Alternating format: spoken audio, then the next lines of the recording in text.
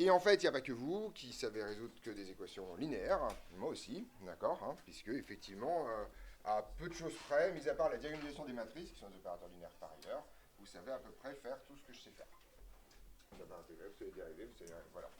J'ai pas d'autres techniques sous le coude, à peu de choses près. Tout le reste de techniques systématiques s'entend. Tout le reste, c'est des astuces que j'ai croisées un jour dans ma vie, mais c'est pas ça le gros du problème.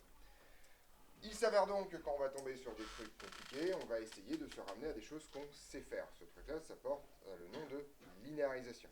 D'accord. Le principe de la linéarisation est le suivant. D'accord. Donc on a un grand 1 que je vais faire maintenant, parce qu'en fait, donc d'habitude je laisse Monsieur Lévy faire ça, mais déjà ça arrive trop tard, et en plus à un moment donné, il faut que vous sachiez faire ça en physique, donc on fera les deux. On va parler de développement limité.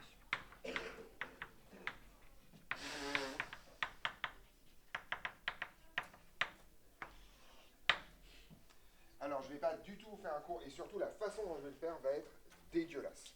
D'accord. C'est pas un cours de maths. En maths, vous avez une notation hyper propre. En physique, on ne se respecte pas, comme diraient mes chers collègues de maths. Donc, globalement, je vais vous faire un truc comme. Le principe est le suivant.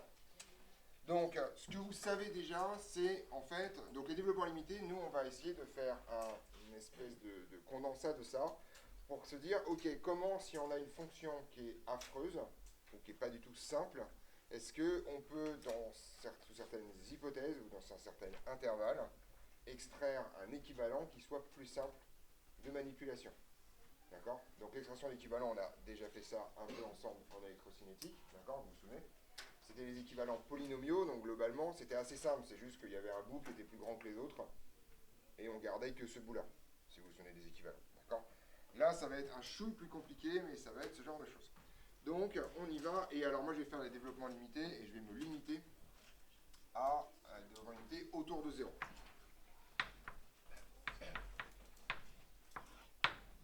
Voilà l'idée. D'accord. Donc, on est parti. Je vais donc me donner soit une fonction f, d'accord, et je vais la supposer C infini, globalement. C infini, vous savez tout ce que c'est. C'est bon, vous avez vu ça avec M. Lévy ou moi. D'accord. Je vais la supposer C infini sur un intervalle.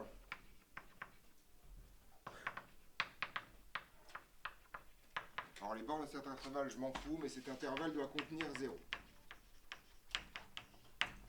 D'accord.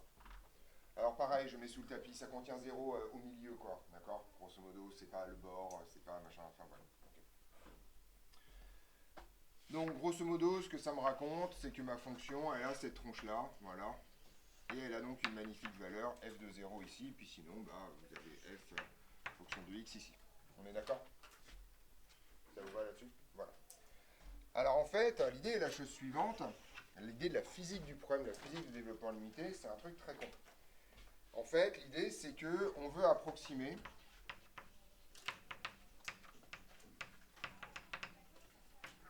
f autour de 0. D'accord? Donc on veut trouver une fonction facile à étudier, en tout cas qui ait une expression analytique plus simple que celle de f, autour de 0. Alors en fait, vous connaissez quasiment l'intégralité de ce que je vais vous raconter, mais on va le construire ensemble, d'accord? Donc, on peut écrire, par exemple, que bah, f de x, c'est à peu près égal à f de 0. D'accord là-dessus? On a le droit d'écrire ça. Alors, ça marche pas très bien. Alors, petite remarque, on avait déjà défini ce symbole-là, le à peu près égal. D'accord? Ça signifie extraire un équivalent et remplacer la fonction par ce truc-là dans un nouveau modèle. Ok? Alors, petite remarque, on peut écrire, il y a une condition pour qu'on ait le droit d'écrire ça. Ouais. Effectivement, si f des 0 est non nul, hein, d'accord? Ça, c'est obligatoire. D'accord? Sinon, vous n'avez pas le droit d'extraire un équivalent nul de cette histoire. Ok? On peut écrire, par exemple, ce truc-là. Ok? Vous voyez que ça, c'est une approximation un peu dégueulasse. En fait, ça veut dire quoi? Ça signifie que ma fonction, d'accord, je l'approxime par quoi, en fait? Ouais. Par une constante, d'accord, je l'approxime donc par ça. D'accord? Grosso modo. Et on sent bien qu'il y a un intervalle où ça va être pas si dégueulasse, mais très rapidement, ça va pas être beau, quoi. Ouais. X, quand on dit x à peu près égal à f de 0, c'est quand x est autour de 0. C'est vraiment Oui, autour de 0, c'est correct. Oui, c'est ça, c'est dans un intervalle qui est proche de 0. Et mais là, sur l'addition que je suis en train d'avoir, vous comprenez, ça veut dire autour de 0 en fait. En fait, en gros, c'est plus, c'est pas, on va pas fixer l'intervalle d'abord et ensuite faire ça. On va se dire, ok, si je veux considérer que f de x est égal à f de 0, c'est quoi la largeur de mon intervalle? Ou ça va pas être si dégueulasse que ça d'approximer ça. Alors, ce genre d'approximation, ça vous semble absurde, mais en fait, par exemple, quand je vous dis que le poids c'est mg, c'est ce qu'on fait, littéralement. On dit que, grosso modo, on ne se déplace pas trop de la surface de la Terre pour négliger les variations du champ gravitationnel. Mais vous savez très bien que si jamais vous montez à 200 km de haut, ben en fait, vous allez avoir un problème. Ce truc-là, en fait, est plus valide. D'accord? Donc, ça vous donne un bon ordre de grandeur. Ça peut être extrêmement pertinent. Voilà. Donc, ce genre de négligeabilité, il peut y avoir plein de choses. Vous pouvez négliger les fluctuations, par exemple. Vous pouvez négliger plein de trucs. Hein. Par exemple, si vous dites ici que la pression dans cette pièce est uniforme, en fait, vous faites une approximation extrêmement brutale. Elle n'est probablement pas uniforme. Dès qu'il y a quelqu'un dans cette pièce qui bouge le bras, ben, elle n'est pas uniforme localement. D'accord? Mais vous dites, finalement, bon, ça va être négligeable devant l'épaisseur du trait de craie et c'est pas gênant. Donc, faire cette approximation-là, ça peut être intéressant comme ça peut être complètement nul. Ça va dépendre du niveau de précision que vous cherchez à avoir et surtout de ce que votre modèle cherche à représenter. Donc, contrairement à la perspective mathématique de ce qu'on a pour l'instant, ce qu'on va faire, ça s'appelle un développement limité à l'ordre 0. D'accord? Contrairement à la perspective mathématique qui n'a pas de borne particulière, qui est juste simplement faire des trucs, d'accord? Il n'y a pas d'idée de validité. Nous, une idée de validité qui est une idée de validité subjective. C'est grosso modo, qu'est-ce qu'on veut transporter comme propriété dans notre modèle? D'accord? Et quel est le bon compromis entre garder la richesse du modèle au départ et gagner en simplicité calculatoire. Là, vous voyez que, d'accord, si j'écris par exemple exponentielle x cosinus x égale à peu près 1, bah, j'ai quand même vachement gagné en simplicité calculatoire quand même. D'accord? Vous êtes d'accord que exponentielle x cosinus x en 0, ça vaut 1? D'accord? Voilà. J'ai gagné en simplicité calculatoire. Par contre, j'ai vraiment perdu en complexité, enfin en finesse du modèle. Oui.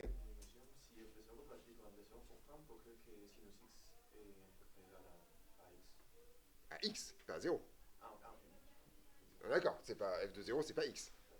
D'accord. Justement, voilà, on est obligé. Donc on ne peut pas écrire sinus x est à peu près égal à 0. Donc il faut aller un peu plus loin. Alors, en fait, on a déjà discuté, on a déjà fait le cours sur le sujet. Pourquoi? Comment est-ce qu'on fait pour aller plus loin? C'est-à-dire pour être un peu plus fin, pour avoir plus de détails. Baptiste, une idée?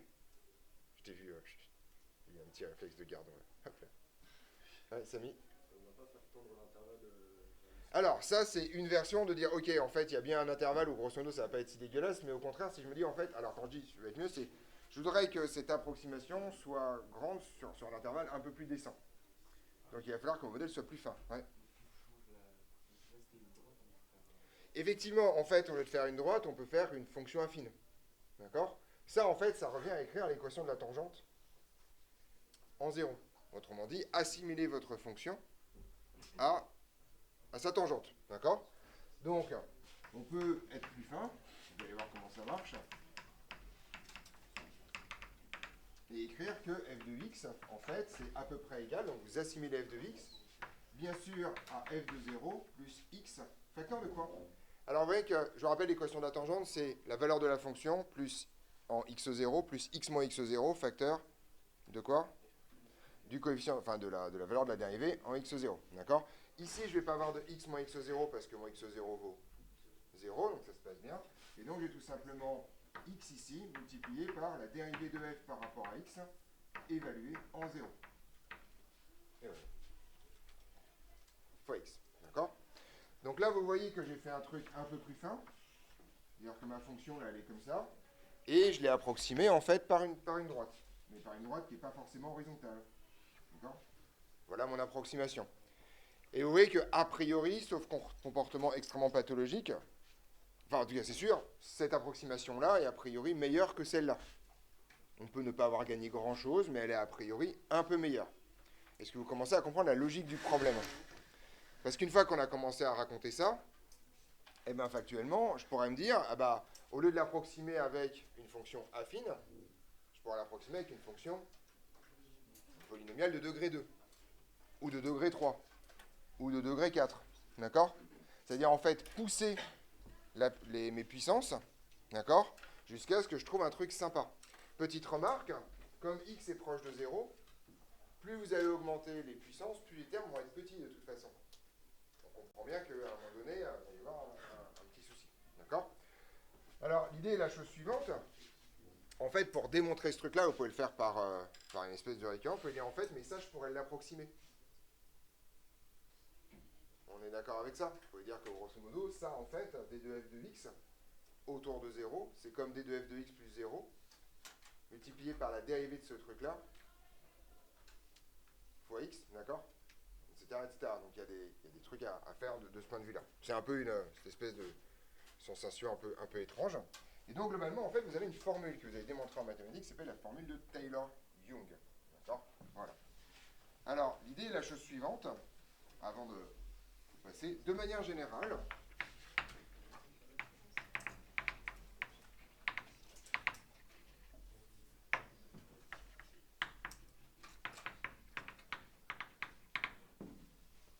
on peut écrire la chose suivante.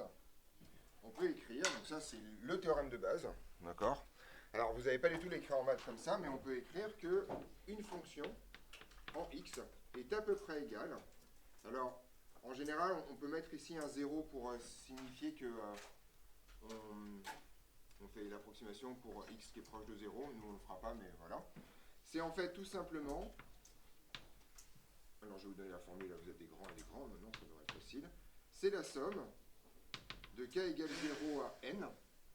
D'accord? Alors, on va regarder la structure. Vous avez à chaque fois la dérivée km de f par rapport à x, évaluée en 0, multiplié par x à la puissance k. Et vous avez un petit facteur devant, qui est 1 sur factoriel k. Ça, c'est la formule de Taylor. Ouais. Alors, c'est pas toujours autour de 0, mais tu peux toujours te ramener à 0. Parce que si jamais tu veux le faire autour de x0, tu peux poser une fonction g qui est égale à f de x moins x0, et tu peux faire des gens de g autour de 0, et ensuite redécaler tout dans l'autre sens, ce qui revient tout simplement ici à remplacer tous les 0 par x0, et à remplacer ici x par x moins x0. Donc c'est pas très compliqué, c'est pour ça que la formule la donne en 0, parce que globalement on peut toujours tout décaler. On est d'accord là-dessus? Oui. Et comment ça on enlève plus c'est 0? Je l'ai pas enlevé. On part de 0 là.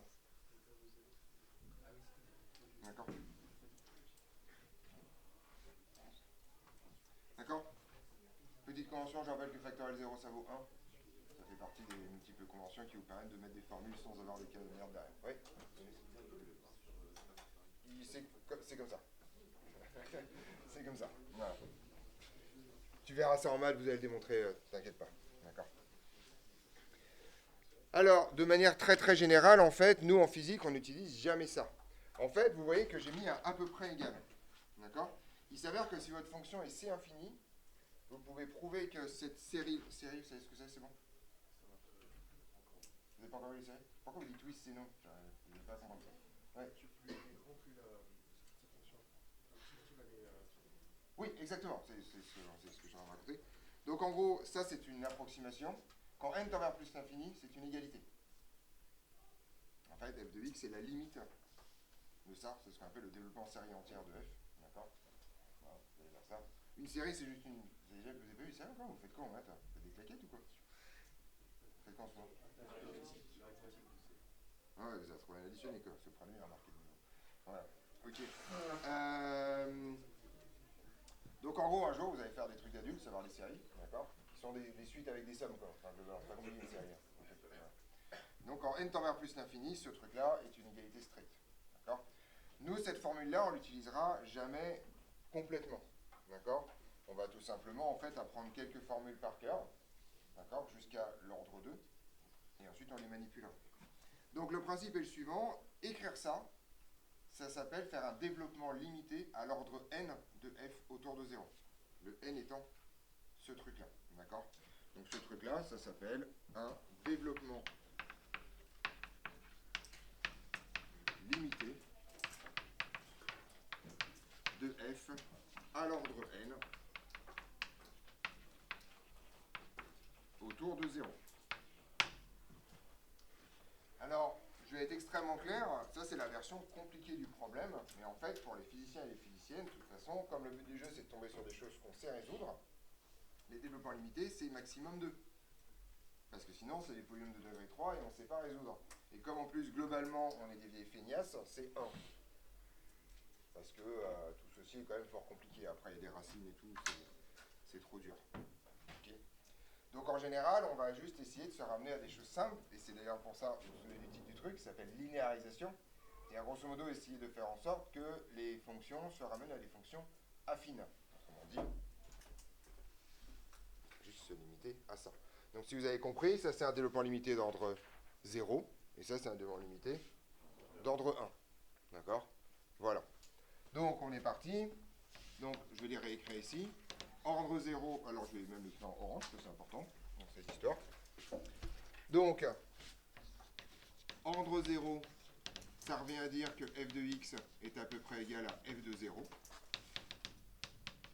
L'ordre 1, ça revient à dire que f de x est à peu près égal à f de 0 plus df sur dx en 0 que multiplie x, d'accord? Et en fait, le seul qui vous manque, c'est l'ordre 2, qui consiste à dire que f de x est à peu près égal à f de 0 plus df sur dx de 0 fois x. Et là, il manque un dernier terme qui est quoi, si vous lisez ça? Ouais. Il y a 1,5 effectivement, puisque factoriel 2, ça va donc faire 1,5. Fois la dérivée seconde de f évaluée en 0, fois x carré, tout simplement. Fois d2f sur dx2 en 0, que multiplie x carré. Voilà un magnifique développement limité à l'ordre 2 en x. Oui. Mais dans la formule en orange ici, Oui. on n'a pas le F0. Si, on a le f0, deuxième fois que j'ai la conversation, quoi. Il est où le f0? Non, non, regarde là, il est écrit là, il est là. On commence à 0, quoi. Donc on commence à 0, il est magnifiquement là, le f0, la dérivée zéroième. Vous avez n plus un terme là quand même, hein. Comptez le nombre de termes au minimum si vous avez des bugs. Oui. J'ai complètement oublié le 1,5 effectivement dans cette histoire. Il y a un 1,5 ici.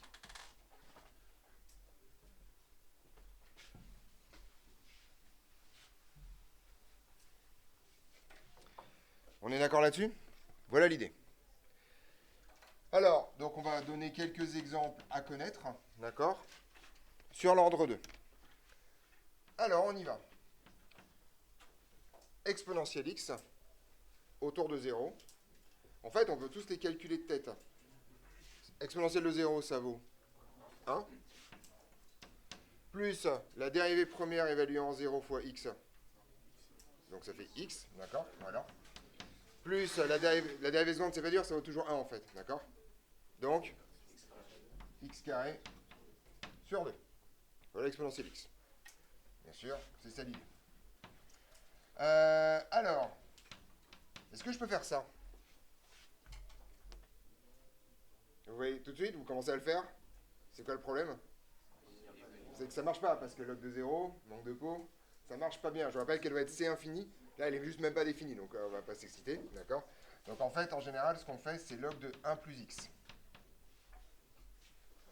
D'accord? Qui va vous donner 1 sur 1 plus x, et ensuite moins 1 sur plus x au carré, d'accord?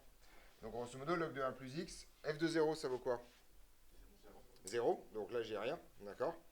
Ensuite, je vais avoir un x ici, dans cette histoire, d'accord? Et ensuite, la dérivée seconde de ça, c'est moins 1 sur 1 plus x au carré. C'est la dérivée de 1 sur 1 plus x, d'accord? Donc ça va donner un moins, quand je vais l'évaluer en 0, d'accord? Et ensuite, je vais avoir tout simplement moins x carré sur 2. Ok. Cosinus x. En 0, ça fait 1, on est content. Et effectivement, moins x carré sur 2, pourquoi il n'y a pas le x dans cette histoire? Parce qu'effectivement, sinus de 0, ça a le bon goût de valeur 0, et donc vous avez moins x carré sur 2. Alors ça, c'est extrêmement important. Est-ce que vous êtes toutes et tous convaincus? Alors ça, c'est un théorème rigolo, parce que c'est un théorème que vous pouvez démontrer assez facilement, que la dérivée d'une fonction paire est une fonction impaire. Et inversement, forcément. D'accord? Vous l'avez déjà démontré celle-là? D'accord? Ouais. Est-ce que ça vient de là aussi, on avait des trucs pour les suites, les équivalences en zéro? Exactement. C'est la même. Hein. C'est littéralement la même. Donc, l'idée, c'est que dès que vous avez une fonction paire, vous savez que sa dérivée première, sa dérivée troisième, sa dérivée cinquième, sa dérivée septième vont être impaires. Or, la propriété de base d'une fonction impaire, c'est qu'elle est nulle en zéro. Et donc, autrement dit, dans le développement limité d'une fonction paire, vous n'avez que des termes pairs. Vous n'avez que les puissances paires. On est d'accord? C'est évident, ça. Ce qui va vous permettre de dire très rapidement que sinus x, vous n'avez pas le terme d'ordre pair, tout simplement parce que c'est impair. Et vous avez le seul truc, c'est x. D'accord? Petite remarque. Il se passe quoi si je dérive ça?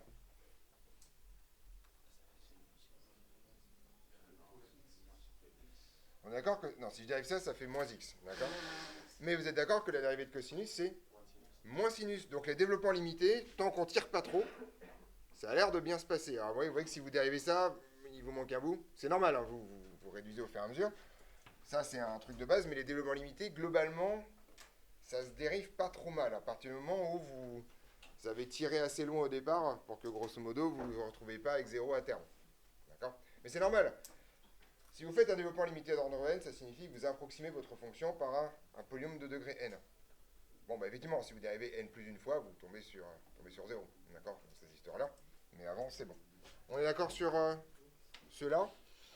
Vous pouvez faire tangente x, c'est la même. Tangente x étant impair, si vous les arrêtez à l'ordre 2, vous avez que le terme d'ordre 1 qui se promène et qui vaut sinus x. On est au clair là-dessus? Ah, il y en a une qui est importante que j'ai oubliée, c'est la seule qui est la plus importante, et vous m'avez déjà vu l'utiliser celle-là.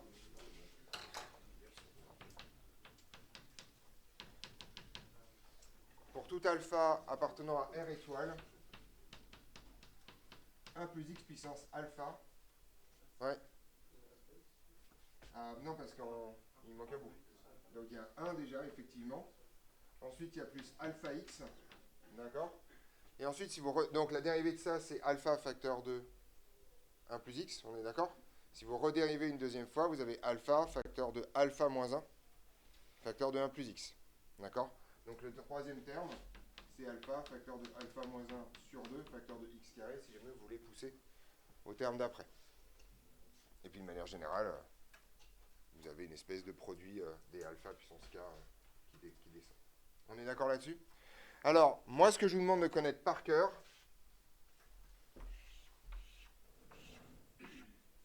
c'est ça. Donc les versions d'ordre 1. Pour cosinus, on finit par connaître par cœur le moins x carré sur 2 parce que... Alors, il y a plein d'astuces pour les retenir, en particulier les deux premiers termes. Le premier terme, c'est pas dur, c'est la valeur en 0. Le deuxième terme vous raconte plein de choses. Le deuxième terme, on vous raconte la parité. Cosinus, c'est pair, donc le deuxième terme, c'est forcément x carré. Deuxième chose, cosinus, c'est comment en 0? Ça varie comment, 100 ans? Ça décroît, on est d'accord? Vous avez forcément un moins là, c'est obligatoire, parce que c'est décroissant. Au contraire, exponentielle x est croissant à partir de 0, donc vous avez forcément un plus. Pareil pour log de... Enfin, là c'est x, donc vous avez un plus là. On est d'accord dans cette histoire. Le moins ici, vous comprenez, hein? Si vous approximez log de x, log de 1 plus x par x, ça marche bien, mais vous voyez que ça monte moins que 1 plus x cette histoire. Donc vous corrigez avec un moins. C'est votre première correction. C'est la correction grossière, c'est... faites redescendre un peu le truc en dessous, etc., etc. Donc physiquement, il y a plein de trucs là-dedans, si vous connaissez correctement vos fonctions. C'est les seuls que vous avez à connaître, d'accord? Mais c'est extrêmement pratique, en particulier celui-là avec racine. Et un sur racine, d'accord? Et il y a un truc qui est absolument génial dans cette histoire, c'est que les développements limités, ça se compose et ça se multiplie. Et ça se multiplie avec une règle de calcul que vous allez adorer. Ça se multiplie par destruction de termes. D'accord? Mais vraiment par destruction, genre Sproch. Comme ça, quoi. D'accord? Donc ça, c'est assez rigolo, en fait. Alors, Alors bien entendu, Monsieur Lévy va inventer un symbole qui s'appelle petit o, qui est une éponge à Sproch. Bah, vous avez le petit o. Bah alors vous avez fait les DL. Non, mais si vous avez fait le petit o, vous avez fait le petit o dans quel contexte? Oui, mais donc vous connaissez l'éponge à truc qui traîne, quoi. Bon, il appelle pas ça comme ça, Monsieur Lévy. Il appelle ça un truc, il appelle ça un petit o. Vous êtes d'accord qu'un petit o, c'est une éponge à truc qui traîne quand même? C'est des trucs trop petits, là. On les range là-dedans. Voilà, on est content. Donc, en fait, le cours de maths, c'est le même avec ici marqué un petit o de x carré.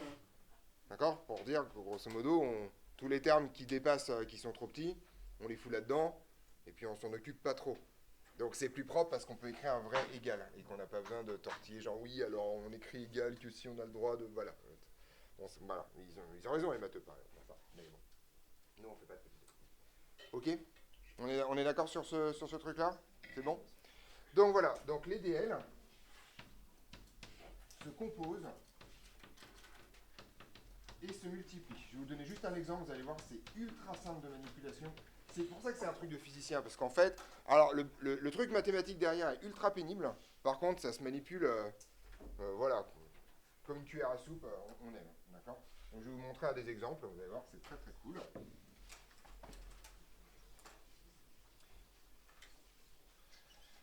Donc, imaginons que j'ai, j'en sais rien, moi, qu'est-ce que je vais faire à ça? Voilà. Par exemple, imaginons que j'ai racine de 1 plus, qu'est-ce que je vais faire? Cosinus x, tiens. Voilà, d'accord? Bon, même racine de cosinus x, je vais faire un truc en 0, ça va être bien. Imaginons que j'ai racine de cosinus x, et je voudrais avoir une expression simple de ça, d'accord? Première chose que je vais faire, je vais d'abord approximer cosinus x. Donc je vais dire que ça, c'est à peu près égal à racine de 1 moins x carré sur 2. D'accord? Je me rends compte que mon développement limité ici, il est à l'ordre 2. D'accord? Et donc je vais utiliser la formule du développement limité à l'ordre 2 de racine. D'accord? Donc ça, je vais dire que c'est à peu près égal. Donc je vous rappelle que ça, c'est la formule qui est là-bas avec x puissance 1,5. Et on avait une formule en 1 plus x. D'accord? Donc je vais dire que ça, c'est 1 plus 1,5 multiplié par, je récupère ça, moins x carré sur 2. Et ici, vous avez un moins 1 quart, parce que vous voyez, vous avez 1,5, même moins 1 huitième, puisque vous avez 1,5 multiplié par moins 1,5, et tout divisé par 2, d'accord? Donc vous avez ici un moins 1 huitième, multiplié par moins x carré sur 2, le tout au carré. D'accord? D'accord, j'ai appliqué littéralement la formule bêtement comme ça. Et là, je fais un truc de brute épaisse. Moi, ce qui m'intéresse, c'est l'ordre 2. Ça va me donner une puissance 2. Ça va me donner une puissance 4. Donc, je l'enlève.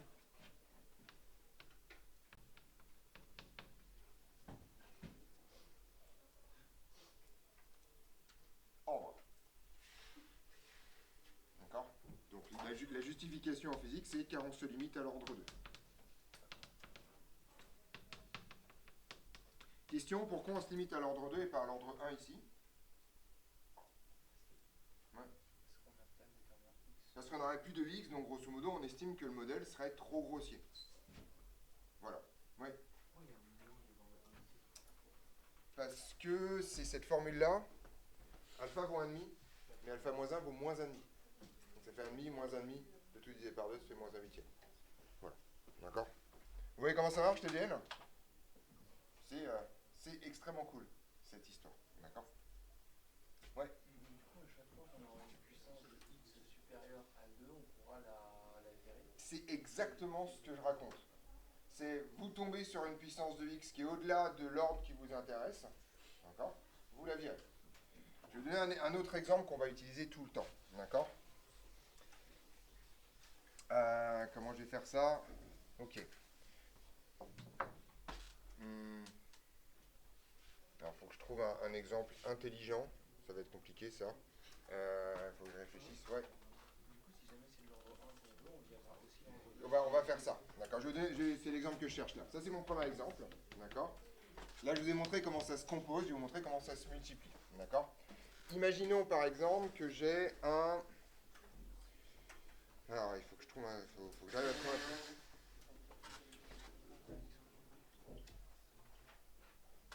Parce qu'il y en a plein dans les trucs, mais je vais essayer de trouver un système. Ok.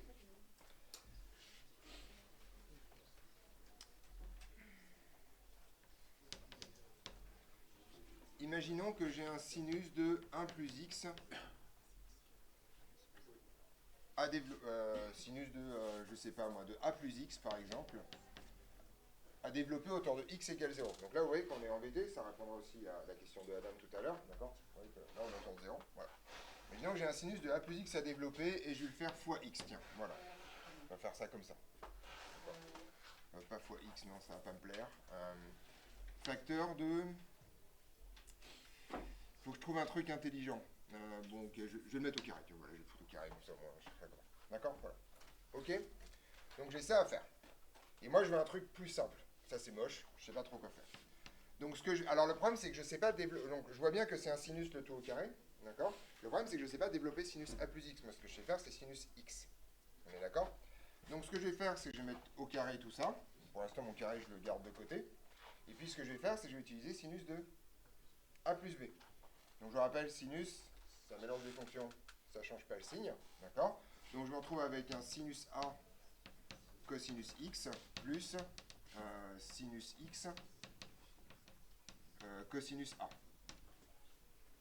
On est d'accord? Voilà. A est une constante dans cette histoire, je ne sais pas trop si ça vaut. Ouais. Ah, pour l'instant, ouais, alors comme j'étais parti pour faire des... Là, pour l'instant, c'est un égal, effectivement. D'accord? Et ensuite, je vais le faire à l'ordre 1. Je vais le faire à l'ordre 1. D'accord? Donc, puisque je me limite à l'ordre 1, c'est pas extrêmement compliqué. Cosinus x, ça va valoir 1. D'accord? Donc ça vaut sinus a plus, et là, à l'ordre 1, x cos a.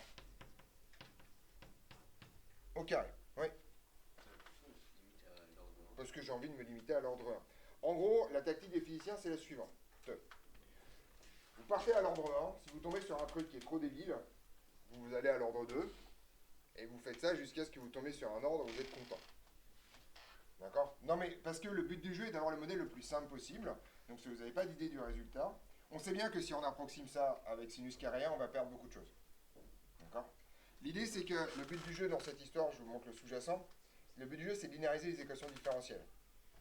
Or, ton équation différentielle... Donc, linéariser, ça veut dire que tu te limites à l'ordre 1. Ouais. On a le droit en physique de sommer les équivalents. Mais on peut toujours sommer les équivalents à partir du En moment... maths, je pense que... Bah, faut pas que ça tombe sur 0. Voilà. C'est ça l'idée, en fait. Mais oui, on a le droit, a priori. Enfin, on a le droit. Il y a plein de trucs qui vont pas. Et surtout, la façon dont on le fait va pas. D'accord? L'idée est la chose suivante. C'est pas qu'on n'a pas le droit de sommer des équivalents. C'est qu'en fait, il vaut mieux sommer les développeurs limités, vérifier quand on passe sur 0, et là, tu as le droit d'en extraire un équivalent. Donc le raccourci, c'est effectivement, on ne somme pas les équivalents à la machette sans réfléchir. C'est pour ça qu'on fait des retours pour pas écrire n'importe quoi. Je dois t'avouer qu'en physique, on a tendance à dire, ok, sinus x moins x, c'est comme x moins x, ah merde, bon, faut que j'aille plus loin. Voilà, c'est ça qu'on fait en physique, en fait. D'accord? Donc on fait les équivalents directement, on regarde ce que ça donne. Bon, bah sinus x moins x, oups, tout d'un coup, ça va pas être bien approximé à l'ordre 1, donc on va passer à l'ordre 3, puisque manque de chance, on n'a pas le choix. Voilà. Donc c'est la version qu'on fait. Ne vous inquiétez pas. Alors vous, pour l'instant, je veux juste que vous sachiez développer à l'ordre 1 et que ça marche bien. Donc là, je peux finir le calcul de deux façons. Soit j'utilise ma formule avec alpha égale 2, soit tout simplement je développe mon carré brutalement. Si je développe mon carré, ça va me donner, premier terme, sinus carré 1. C'est une surprise, ça? C'est la valeur en 0, vous êtes quand même obligé de tomber là-dessus. On est d'accord? Sinus carré 1 plus 2x cosinus A, ça c'est mon double produit. Et je m'arrête là. Pourquoi? Parce que je suis à l'ordre 1 et que je vois bien que si je mets le terme en carré, ben ça va me faire apparaître un x carré qui va être négligeable. Oui. C'est pas 2x cos A, vu sur un double. 2x quoi? J'ai pas compris. Non, j'ai juste pas entendu. 2x cos A, vu que c'est double produit. Oh oui, tout à fait, pardon, il me manque un bout. Tout à fait, il me manque un bout. Voilà. On est d'accord là-dessus? Vous voyez comment ça tourne? C'est pas mortel, quoi, dans ces histoires. D'accord? Voilà.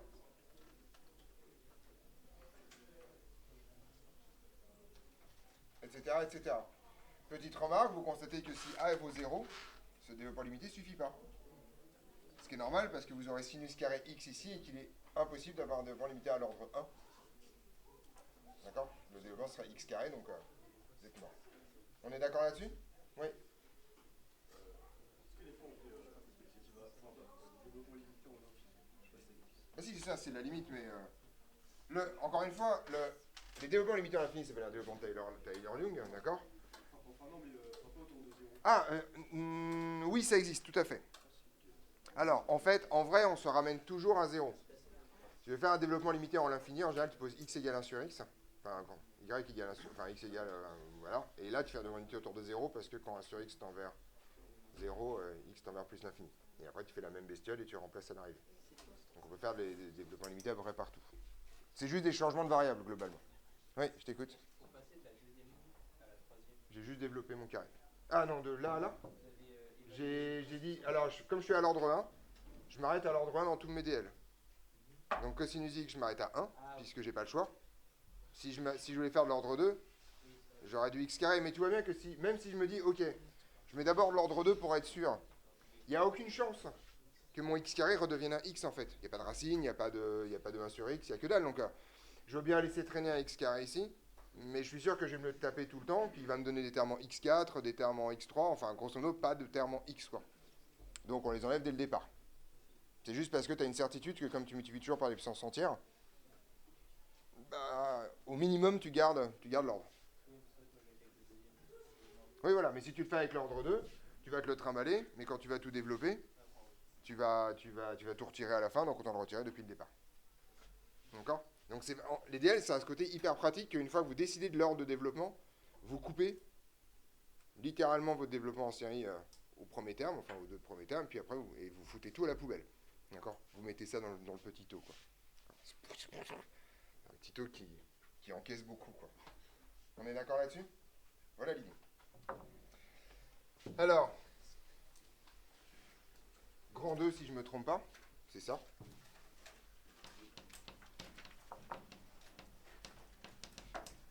Approximation des petits mouvements.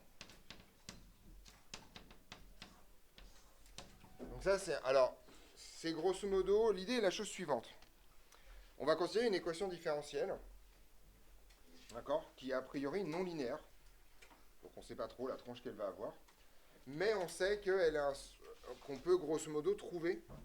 Donc on ne peut pas parler de second membre quand elle n'est pas linéaire. On est d'accord là-dessus, j'ai failli dire des bêtises, mais on ne peut pas. Mais en fait, vous pouvez trouver une solution constante à cette équation différentielle. C'est ça l'idée. C'est la seule chose qui m'intéresse dans cette histoire. D'accord? Donc, soit une équadif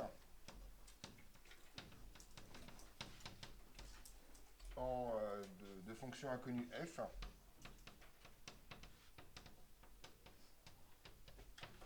petit f de variable t. D'accord? Tel que, et la seule chose que vous savez, tel qu'il existe une une solution constante que je vais appeler grand F indice petit e à cette équation. C'est la seule chose qu'on sait. En mécanique, ça porte un nom, ça s'appelle une position d'équilibre. D'accord? En électrocinétique, ça porte un nom, ça s'appelle la valeur en régime continu.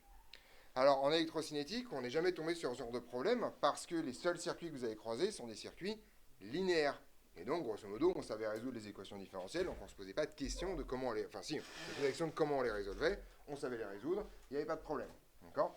En mécanique, systématiquement, on va tomber sur des équadifs non linéaires, d'accord? Et donc, on va avoir un problème. Donc, petite remarque en mécanique, FE s'appelle position d'équilibre.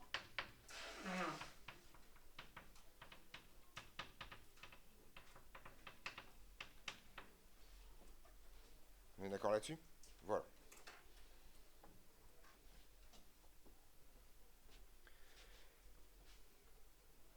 but du jeu, ça va être... Donc l'idée est la chose suivante.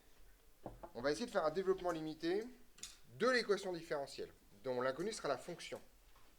D'accord? Donc grosso modo, ce qu'il faut, si vous avez compris la physique des développements limités, donc en fait, mon inconnu, ce sera ma fonction ici, ce sera mon x de là. Donc il va falloir que ma fonction, elle reste déjà proche d'une valeur qui est nulle. D'accord? Donc c'est pas ma fonction, en fait, ce sera un peu autre chose, et surtout qu'elle en bouge pas trop.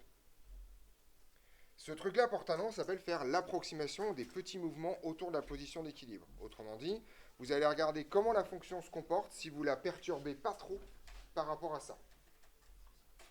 D'accord? Et ça, il y a une technique... Oui, Simon. Ouais, ça veut dire que, je crois que vous avez fait aussi, c'est-à-dire que par exemple pour le pendule, si on est très proche de la verticale, Exactement. on peut dire que sinus θ, c'est θ. Exactement, c'est exactement ça qu'on fait. C'est exactement la même chose. C'est littéralement ça qu'on fait. D'accord? On va faire un exemple, vous allez voir, ça va bien se passer. D'accord?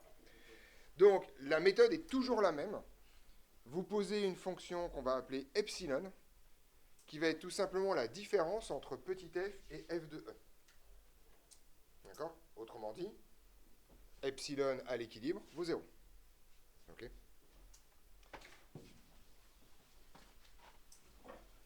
Donc, l'idée est la chose suivante. On appelle approximation des petits mouvements.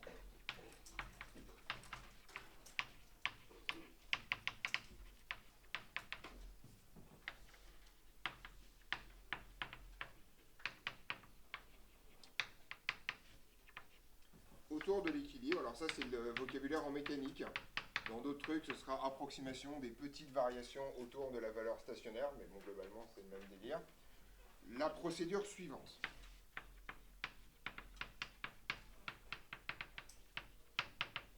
Cette procédure tient en 3 points. La première chose, c'est on pose, enfin j'ai même numéroté, petit 1, on pose epsilon de t qui est égal à f de t moins f de e. Grosso modo, vous ramenez f à sa position d'équilibre, d'accord? Et là, on remarque plusieurs choses. Donc on a un certain nombre de propriétés évidentes dans cette histoire. Enfin, évidentes. Au moins, il faut les écrire un jour. On a alors epsilon à l'équilibre, ça vaut quoi? Ça vaut 0, puisque f à l'équilibre, ça vaut f de e, d'accord? Égale 0, ça c'est la première propriété. Et il y a un truc qui est extrêmement important, que vaut la dérivée km de epsilon par rapport au temps, avec k strictement positif. Ouais. C'est effectivement la dérivée km de f. En fait, la seule différence entre f et epsilon, c'est juste à l'ordre 0. Autrement dit, les variations de epsilon sont les mêmes que les variations de f. D'accord?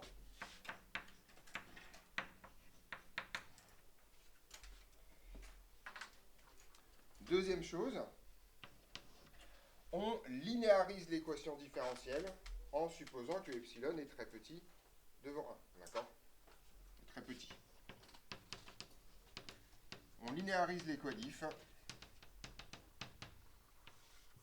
en epsilon autour de 0. Petite remarque, epsilon est a priori dimensionné ici.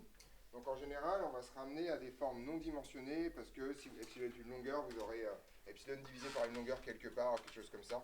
D'accord? Donc on aura une espèce de petite étape d'adimensionnement qui est un peu classique en physique, mais globalement ça se passe bien. On est d'accord là-dessus? Voilà. Ça c'est la partie compliquée, mais ça se fait à coup de DL. D'accord? Petite remarque, il faut que le développement limité de vos fonctions epsilon admette un développement limité d'ordre 1. C'est la seule contrainte. Alors, ce qui est hyper important dans cette histoire, c'est que si on y arrive, donc le processus n'est pas garanti, c'est pas une question de calcul, c'est que, imaginons par exemple, vous voyez que x puissance 4 par exemple, n'a pas de développement limité à l'ordre 1. x puissance 4, c'est x puissance 4 quoi. Son développement limité, l'ordre le plus bas, c'est l'ordre 4. Vous n'avez pas le choix. D'accord? Donc il y a 2-3 cas où c'est merdique, mais en général ça se passe bien. Et alors là, c'est hyper intéressant. Donc, on a alors une équadif. Cette équadif, elle va être linéaire. Et là, on va voir si vous avez bien retenu votre cours sur les équadifs.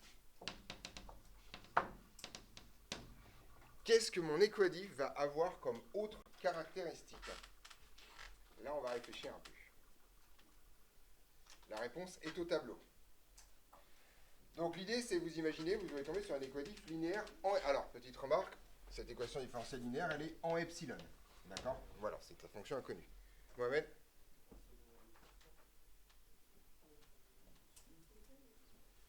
Alors, nul ou constant? Nul pourquoi? Hein? Parce que epsilon est autour de 0. Oui, parce que epsilon de l'équilibre vaut 0.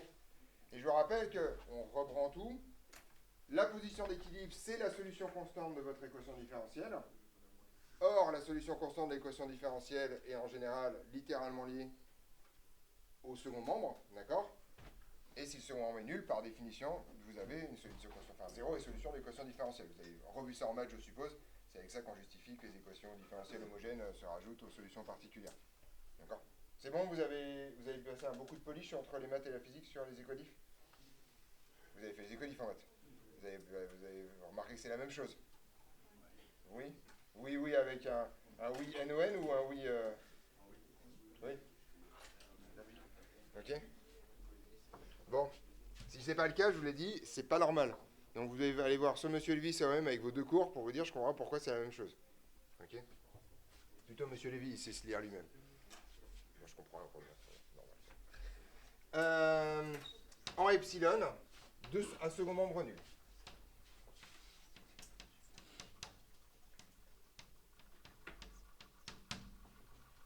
D'accord? Et en fait, il y a une troisième étape, mais qui est triviale, parce qu'une fois que vous avez ça,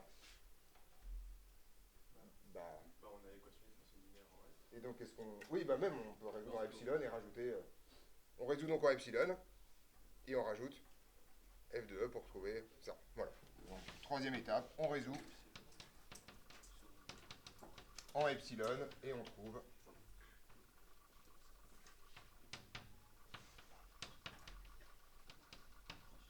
Et on trouve f.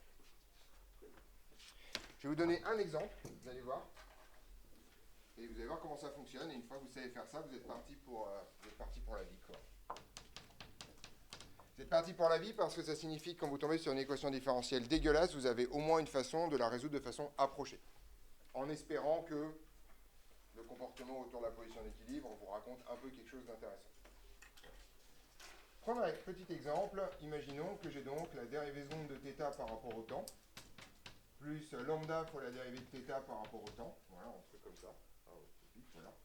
Je vais mettre un magnifique J ici, ça sera pas mal. Voilà. Plus MGL sinus θ ici, qui est égal à grand A. Donc j'ai un second membre, a priori, non nul. D'accord? Voilà. On ne sait pas trop ce que c'est que ce machin-là. D'accord? Mais mon second membre est a priori non nul dans cette histoire. Ceci est l'équation différentielle d'un pendule pesant, soumis à des frottements. D'accord? Vous avez le poids qui se promène à la fin. Et, qui serait pas, mais où il y aurait une espèce de force autre que la gravitation, quoi. Globalement, vous oscillez autour d'une position qui n'est pas à la verticale, quoi. Bon, je ne sais pas trop pourquoi. Il y a un ressort, il y a un truc, je sais pas, voilà, il y a un truc. Ok? On est d'accord là-dessus? Donc, l'idée est la chose suivante. En fait, il y a un point zéro à tout ça. C'est de trouver là l'expression de FE. D'accord? Donc ici, ma fonction, c'est quoi? Est-ce que vous êtes d'accord déjà que vous ne savez pas résoudre ça? Ouais, d'accord. C'est non linéaire à cause du sinus ici. C'est terminé. D'accord? Donc, on cherche déjà θe. D'accord? Comment on fait pour trouver θe?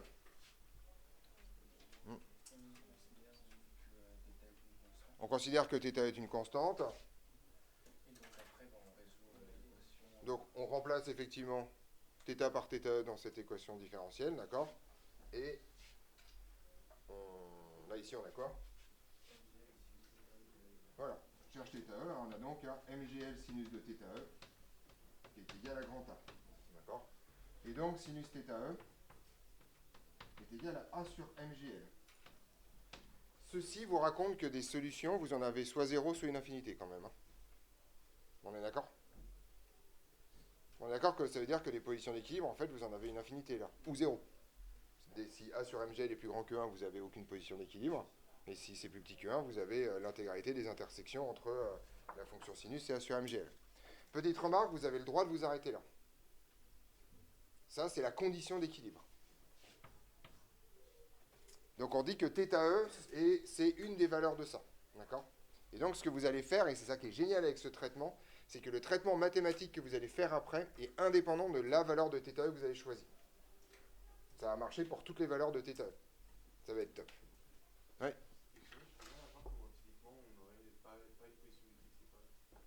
Si tu fais tourner un pendule simple autour de son axe, sa position d'équilibre, elle est...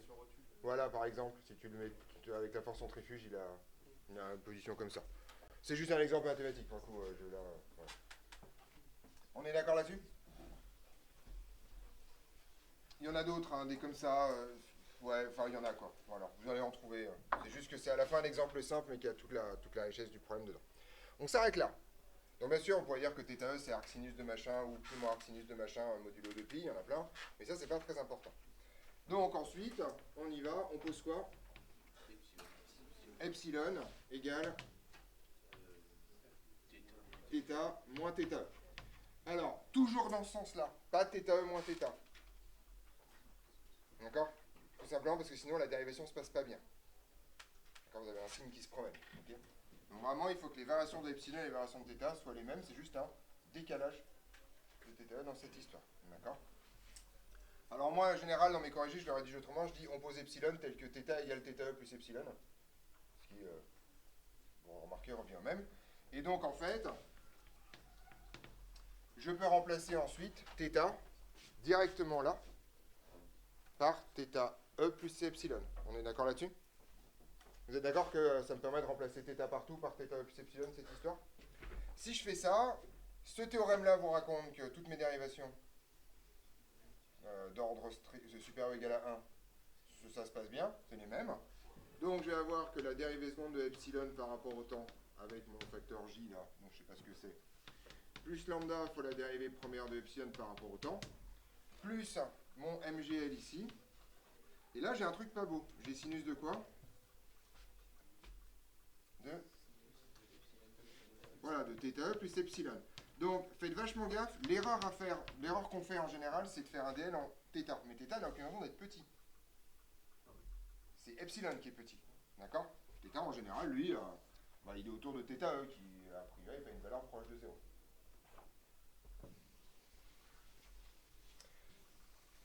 Et maintenant, on va s'occuper de la seule partie non linéaire de cette histoire. C'est qui est non linéaire dans cette histoire? C'est le sinus de θe plus epsilon, d'accord? Donc, on est parti. Or, sinus de θe plus epsilon, c'est égal à quoi, déjà?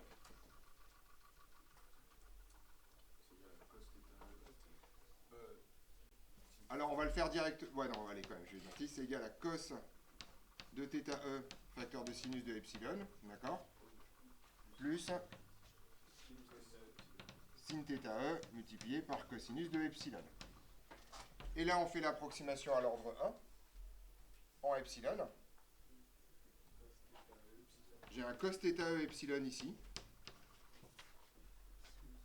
Et j'ai un moins sinus, pas un moins, je n'ai pas de moins du tout, plus sinus θe, pas de moins dans cette histoire. C'est juste que je pense à 2 étapes plus tard. Donc, voilà. On est d'accord là-dessus? J'ai ça, ouais. Ah, sinon on linéarise pas. Si tu arrêtes à l'ordre 2, tu auras des epsilon carrés, et tes epsilon carrés, tu ne sais pas résoudre, toujours pas. D'accord? Donc en gros, on linéarise. D'accord? Ça, c'est linéarisation. On linéarise, linéariser, ça veut dire faire des points limités à l'ordre 1. C'est ça que ça veut dire en général. Ça veut dire approximer ce truc-là à une droite. Oui. Bah, tu sais résoudre une équation différentielle où il y a des epsilon carrés? Moi pas. Hein. On est d'accord. On est d'accord que tes fonctions n'ont pas le droit d'être à la puissance quand même, dans une équation différentielle linéaire. Moi, je ne sais pas résoudre une équation différentielle avec f carré dedans. Enfin, d'ordre 2 en tout cas. D'ordre 1 si, mais d'ordre 2 non. Oui. Dans le J, on a un sinus Alors, ça va être plus chiant. Mais il faut linéariser ça aussi. Et ensuite, tu vas avoir des termes croisés. Là, tu as des trucs, il y a du découplage après à faire. Il faut faire des changements de variables pour réussir à trouver. C'est un peu plus long. Vous, en général, en fait, vous comprenez, vous allez avoir des trucs sympas ici. Parce que ça, c'est le PFD, c'est linéaire. Ça, c'est les frottements. Bon, s'il y a un carré, bon, c'est foutu. Mais là, c'est foutu. Voilà, c'est mort. Voilà. Mais en général, c'est les projections qui vont vous amener de la non-linéarité là-dedans. Donc, c'est pour ça que c'est là que ça se passe. Mais effectivement, la mécanique des fluides qui a le bon goût de t'amener un truc ici non linéaire, voilà. Et là, vous allez voir, et là, je vous demande d'ouvrir grand vos mirettes et vos esgourdes, d'accord, pour regarder la magie du truc. Parce que je vous avais promis une équation différentielle linéaire. Ça, à la limite, on est en train de la fabriquer, donc il n'y a rien d'ultra fou, mais à second membre nul. D'accord? Et pour l'instant, ça n'a pas l'air garanti, cette histoire. Je veux dire, ce A-là, il ne va pas disparaître par magie. Et en fait, si.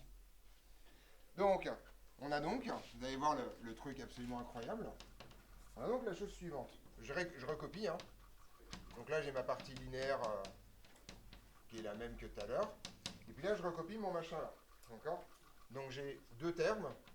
J'ai mon MGL cos θe epsilon. Ça, c'est ma partie linéaire et j'en suis fort content. Mais j'ai un autre bout. Et j'ai un autre bout qui, comme vous êtes limité à l'ordre 1, est forcément un ordre 0. C'est pour ça une constante, cette histoire. Et cette constante, c'est pas compliqué, c'est sinus θe. Donc là, j'ai un MGL, sinus θe, et ça vaut toujours A.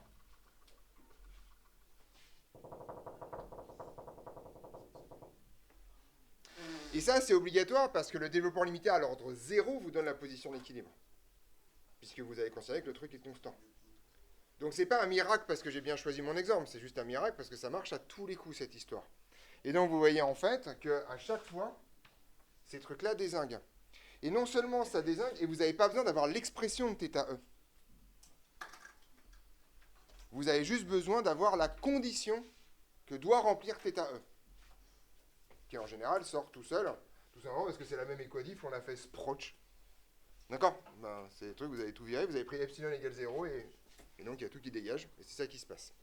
Donc ça marche fort bien, et donc on se retrouve. Donc je ne vais pas la résoudre celle-là pour plein de raisons, mais je vais attirer votre attention sur un autre truc hyper important.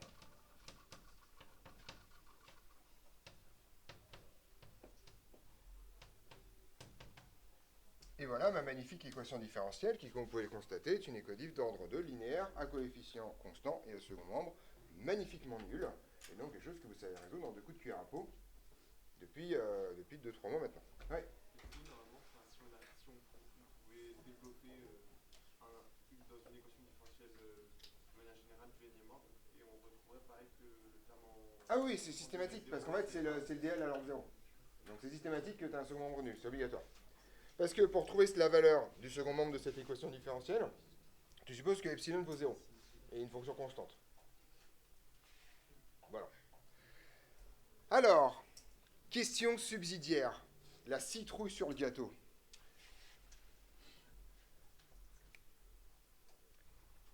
À quelles conditions cette équation différentielle est stable? Ouais. Il faut que J alpha Non, pas alpha. lambda Merci. et Et MGL cos de epsilon E. comment ça, epsilon? Mais arrêtez de picoler avec les lettres grecques, quoi. Attends, la moitié du monde des mystiques en PLS avec vous, quoi. C'est pas possible, quand même. Apprenez-les, vos lettres. C'est pas vrai, vous passez pour des débiles, là. Voilà. Soit de même signe. Condition de base de la stabilité d'une équation différentielle. Regardez à quel point c'est génial, ça. Vous vous souvenez? On avait à résoudre sinus θe égale MGA machin truc, d'accord? Alors, petite remarque, si vous voulez résoudre sinus θ, sinus, je vous rappelle que ça a cette tronche-là, d'accord, de chaque côté. Et donc, globalement, voilà l'intégralité des solutions de sinus θe égale A sur MGL, d'accord? Elles sont là, là, là, là. Et là, vous avez un truc vachement magique, c'est que cosinus change de signe là, là, là. Ici, cosinus est positif. Ici, cosinus est négatif. Je parle du cosinus, hein, d'accord? Et donc vous avez une position sur deux où l'équation différentielle est stable, et une position sur deux où l'équation différentielle est instable.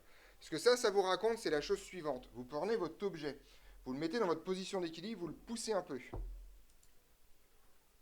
Si vous le poussez un peu et qu'il revient en arrière, d'accord, vous avez une équation différentielle stable parce que vous allez avoir des oscillations autour de la position d'équilibre. Des oscillations ou un régime critique ou un régime apériodique, mais en tout cas, vous allez revenir vers ça parce que vous n'avez que des exponentielles décroissants. Si par contre, votre équation différentielle est non stable, autrement dit, si ce truc est négatif, vous allez le pousser un peu et vous allez avoir des solutions exponentiellement croissantes. Donc, votre truc va se barrer. Et donc, grosso modo, le signe de ça vous donne la stabilité de la position d'équilibre. On va définir ce que c'est ça tout à l'heure, la stabilité, d'accord? Mais grosso modo, ça, la stabilité de l'équation différentielle, ça vous raconte si en fait les petits mouvements autour de la position d'équilibre existent vraiment ou pas. Est-ce que c'est possible de le faire? Si ceci est négatif, c'est pas possible. Il n'y aurait pas de petits mouvements, vous allez juste vous barrer dès que c'est possible. Oui. Dans le cas où c'est pas stable, le système il va casser. Non, il va pas casser, c'est juste comme si tu mets un. Si tu veux, si tu prends je sais pas, un dôme inversé, que tu poses un truc en haut, ça c'est une position d'équilibre. C'est-à-dire que si tu le lâches, ça bouge pas. Mais tu sais très bien que si tu fais ping, le truc va se casser la gueule. Donc ça, c'est ce qu'on appelle une position d'équilibre instable. Autrement dit, dès que tu vas t'écarter de cette position d'équilibre, tu vas avoir des solutions qui vont diverger par rapport à ta position d'équilibre. C'est ça qu'on appelle un truc instable. Et donc ce truc-là, là, vous raconte, alors ça c'est stable, si et seulement si, c'est strictement positif. Et donc c'est vraiment la citrouille sur le gâteau, je reprends mon image, c'est un gros cadeau ça. C'est-à-dire que grosso modo, ça vous raconte la stabilité des positions d'équilibre au fur et à mesure. Sans par ailleurs que j'ai jamais donné l'expression formelle de θe. J'ai juste lu sur le graphique Vagos. Oui. Du coup, lambda et J sont positifs. Lambda et J sont positifs, oui, j'ai supposé que lambda et J étaient positifs dans ces histoires-là. D'accord? On est au clair là-dessus? Vous savez tout sur la linéarisation des équations différentielles, enfin des équations différentielles. Chose que vous allez croiser, pouf, de temps en temps, mais là quasiment systématiquement, puisque la mécanique naturellement mène à des systèmes non linéaires. Je t'écoute. Si J et lambda sont signifiants, c'est déjà foutu. Voilà. Mais en général, comme la mécanique a le bon goût d'être stable en soi, grosso modo, ça n'arrive pas. Ouais. Bah, nulle part, vu qu'il n'y a pas d'oméga au tableau. Voilà. Tu avais une autre lettre en tête ou? Ah, c'est pas. Oui, non, c'est un cos, effectivement. C'est pas. Oui, d'accord, ok. Je suis désolé, là, c'est de ma faute. Voilà, c'est un cos. Voilà. C'est bon? On est au clair là-dessus? Bien. Fin de l'interlude, on reprend nos activités de mécanique, tranquillement mais sûrement. Et on va commencer à faire un truc en plus. Donc, c'est doit être le grand 2, si je ne me trompe pas. C'est ça? Puisque mon grand 1 a été emporté par mon enthousiasme. On est d'accord qu'on parle de ça, là? On parle de ça. Et donc, l'idée ici, c'est d'appliquer tout ce qu'on sait sur l'énergie à des cas très très particuliers qu'on appelle les cas unidimensionnels conservatifs. Oui. Pardon? L'équation qu'on avait samedi. Alors, on ne peut pas la résoudre dans l'intégralité des trucs, mais on va pouvoir effectivement faire l'approximation des petits mouvements autour de ça. T'inquiète pas, ça revient. C'était l'épisode 1 samedi, il y aura l'épisode 2 vendredi.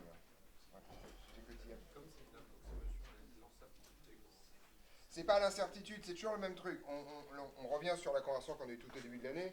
Le but de la physique, c'est de fabriquer des modèles. Ton modèle de départ, de toute façon, c'est déjà un modèle. C'est-à-dire qu'il est déjà faux. En tout cas, il n'est déjà pas vrai, plus exactement. D'accord? Donc, l'idée, c'est d'avoir un modèle qui décrit au mieux ce que tu veux décrire. Le au mieux est toujours entaché de plein de problèmes, en fait. Bon, ça veut dire quoi, au mieux, dans ces histoires-là? En fonction du niveau de précision que tu veux, tu vas te contenter de ce modèle, où tu vas dire, ouais, bah là, quand même, c'est pas terrible, cette histoire. C'est pas une histoire d'évaluation propre de l'incertitude. Voilà. En fait, le problème, c'est que ta question repose sur un truc qui est quelle est la différence entre ce qui se passe en vrai et ce qu'on modélise, sauf que manque de peau, comme ce qui se passe en vrai, on n'en a aucune idée, mis à part de ce qu'on modélise. On peut par exemple se poser la question de est-ce qu'on est capable d'évaluer ce qui se passe dans un modèle compliqué d'un modèle simple et regarder quand ça déconne. On va en parler un peu sur la période, par exemple, il y a des grandeurs où on va se dire ok, oui, non. Voilà. Là, l'idée c'est que θ, donc là en l'occurrence sur le pendule simple, ce sera θ qui doit être petit devant 1, θ est en radian. Bon, donc ça fait des angles pas trop grands, mais ça, encore une fois, j'ai pas de réponse. Je ne veux pas te dire à 12,7 degrés, ça commence à devenir problématique. Enfin, j'ai pas de réponse à ça. Ça va dépendre du niveau de finesse que tu vas avoir dans tes mesures. Voilà. En tout cas, quand tu construis des horloges, tu sais très bien que ton pendule, il fait pas ça. C'est pour ça qu'une horloge, c'est très haut. C'est pour pouvoir avoir de l'inertie, tout en ayant des angles qui restent petits, pour que, grosso modo, ta seconde reste une seconde et pas un truc complètement délirant au fur et à mesure que ton horloge voit ses amplitudes baisser, etc., etc. Mais bon, une horloge, en vrai, ça se règle. Voilà. Si vous avez encore des montres comme la mienne, en fonction des niveaux de fabrication, de précision, vous finissez par les régler à un moment donné ou à un autre. Voilà. C'est ça l'idée.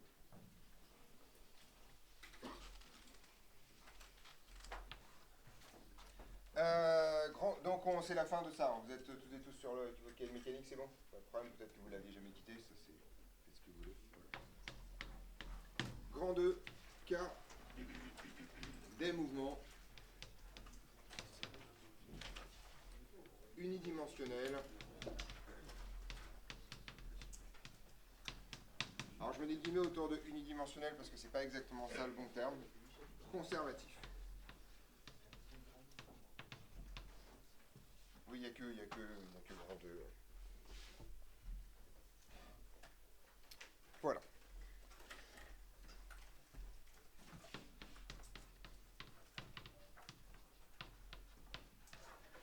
Petit 1, définition, parce que quand même, ne croyez pas que vous en étiez sorti, hein. Voilà. Bien, définition. On va avoir plusieurs définitions dans cette histoire. Déjà, ce que j'appelle un mouvement unidimensionnel conservatif, histoire de savoir de quoi on parle. Et ensuite, on va parler effectivement de position d'équilibre. Alors, un mouvement est dit unidimensionnel conservatif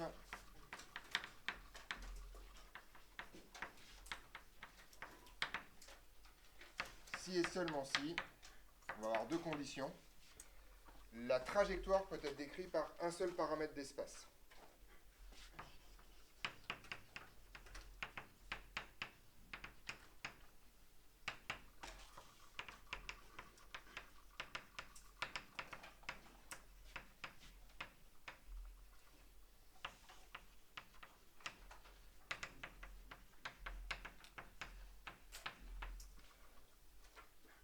Donc, bien sûr, si vous avez un mouvement rectiligne, ça marche, mais si vous avez un mouvement comme ça, par exemple, vous pouvez toujours décrire votre mouvement juste avec un x en connaissant la dépendance entre x et y. Si vous avez un mouvement circulaire, vous pouvez décrire votre position de façon univoque avec θ. Donc, c'est des mouvements qui sont bidimensionnels en tant que tels, ils peuvent être tridimensionnels, mais vous pouvez trouver un truc qui vous raconte ça. Donc, en gros, c'est des mouvements à trajectoire contrainte. Ouais.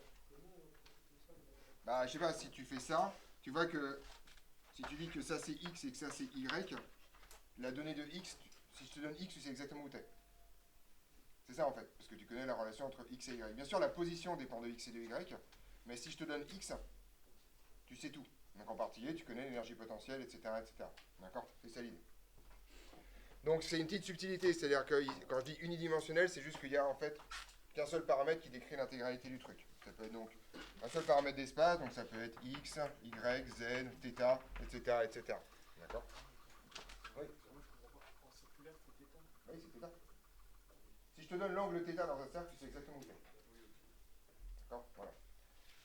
Sur la planète Terre, c'est pas qu'un seul, c'est deux. Sur une sphère, il faut θ et phi. Mais si je te donne une trajectoire sur la planète Terre, donc il y a une relation entre θ et phi, la donnée de l'un des deux te donne le reste. Donc en gros, ces mouvements-là sont des mouvements à trajectoire contrainte. Autrement dit, on connaît la trajectoire globalement, et on sait décrire à n'importe quel moment la position juste avec une seule grandeur. C'est ça que ça raconte. C'est pas... Donc ça, c'est le côté unidimensionnel, et conservatif, vous avez deviné probablement. Vu que c'est conservatif, qu'est-ce qui est conservé à votre avis? Le potentiel, non, sinon il n'y a rien qui se passe. Ah oui, donc une énergie mécanique. L'énergie mécanique, d'accord? A, énergie mécanique constante. Donc grosso modo, votre système n'est soumis qu'à des forces conservatives ou à des forces qui ne travaillent pas. C'est assez donc grosso modo, ce que ça vous raconte, c'est que vous avez un mouvement sur une trajectoire contrainte. Donc vous avez toutes les réactions de support qui elles vont pas travailler, donc il n'y a pas de problème. Et vous avez du ressort, de la gravitation, du poids, des choses relativement sympathiques, et pas de frottement. Autrement dit, pas de force dissipative dans cette histoire. Ok, d'accord? Voilà l'idée. Bien. C'est ça l'idée. Voilà la définition. Donc ensuite, on va s'intéresser dans ces mouvements à un certain nombre de choses. En particulier, on va essayer de comprendre quelles sont les limitations de la trajectoire. En particulier, on va regarder comment ce système se comporte. Est-ce qu'il peut atteindre n'importe quel point de la trajectoire a priori ou non? D'accord? En fait, qu'est-ce que l'énergie va vous imposer comme contrainte forte sur le sujet? Donc pour ça, il va falloir définir un certain nombre de choses. Et la première chose qu'on va définir, c'est effectivement une position d'équilibre. D'accord? Donc, voilà. Donc, on note dans la suite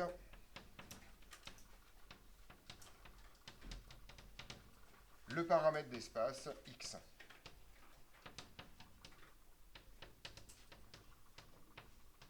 Voilà, donc je l'appelle x, mais dites-vous bien que x, c'est pas forcément que votre mouvement il est rectiligne, c'est un x qui décrit votre position n'importe où. Ça peut être un angle, ça peut être ce que vous voulez. D'accord? Le paramètre d'espace x. Voilà. Alors, de définition suivante, on appelle position d'équilibre, d'accord, une valeur de x pour laquelle, en fait, si votre système est en x avec une vitesse nulle, alors il persiste dans l'immobilité. C'est ça qu'on appelle une position d'équilibre.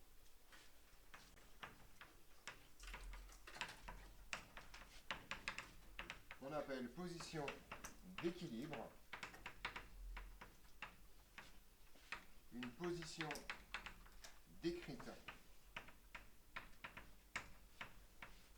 par xe où si le système, ou plutôt tel que si le système est en xe avec une vitesse nulle,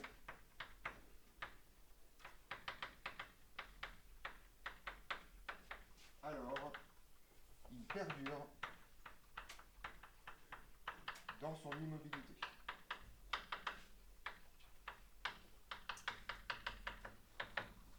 Ça, c'est la version littéraire compliquée de vous poser un truc et il ne bouge pas. Ouais. C'est ça, vous posez un truc, vous le lâchez, il ne bouge pas, vous avez une position d'équilibre. Voilà, terminé. Oui.